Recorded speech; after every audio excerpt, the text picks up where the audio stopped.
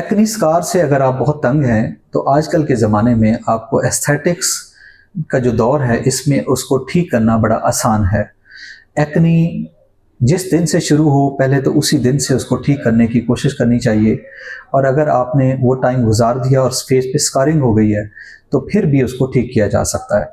जदीद दौर में जितने भी प्रोसीजर्स हैं वो जब हम उनको कंबाइन करते हैं एक प्लान के तहत तो हम स्कार्स को 70 to 80% तक रीजनरेट करके एक नॉर्मल स्किन बनाने में कामयाब हो जाते हैं। ऐसे लोग जो उस प्लान को फॉलो करें, सब्र करें, वो ठीक होते हैं। जो सब्र नहीं करते वो आए दिन न्यू डॉक्टर, न्यू रजीम, नई टेक्नोलॉजी को फॉलो कर रहे होते हैं।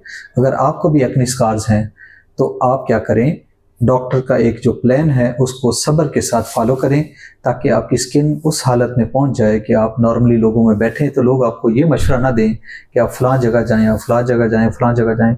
आए दिन नई नई जगह, नई नई ट्रायल, उसकी बजाय आप अपने एक डॉक्टर के जो प्लान है उसको फॉलो करें और जो स्कारिंग वाली स्किन है उससे आप जान छुड़ाएं। तो मैं नहीं समझता कि कोई ऐसा स्कार आजकल के ज़माने में है। अगर आप एक्ने या फिर इवन ट्रॉमा के स्कार्स हैं या कोई भी है उसको हम जदीद दौर में ठीक ना कर सके। एक्ने स्कार्स यंग जो नौजवान हैं वो बॉयज़ हों यानी लड़के हों या लड़कियां हों, दोनों के लिए एक बड़ा इशू है।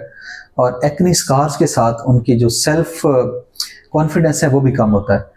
एक तो ऐसे स्कार्स हैं जिनको हम बेहतर कर सकते हैं बल्कि ठीक भी कर सकते हैं। आजकल की लेटेस्ट जो टेक्नोलॉजी है उसमें मैं हमेशा पेशेंट को कहता हूं कि आप हमें जो ट्रीटमेंट प्लान है उसको फॉलो करने में हमें थोड़ा सा टाइम दें, क्योंकि जो एक्ने के जो स्कार्स हैं उनको ठीक करने के लिए हमें 2-3 मंथ्स जदीद दौर के ज़माने में ये लगते हैं।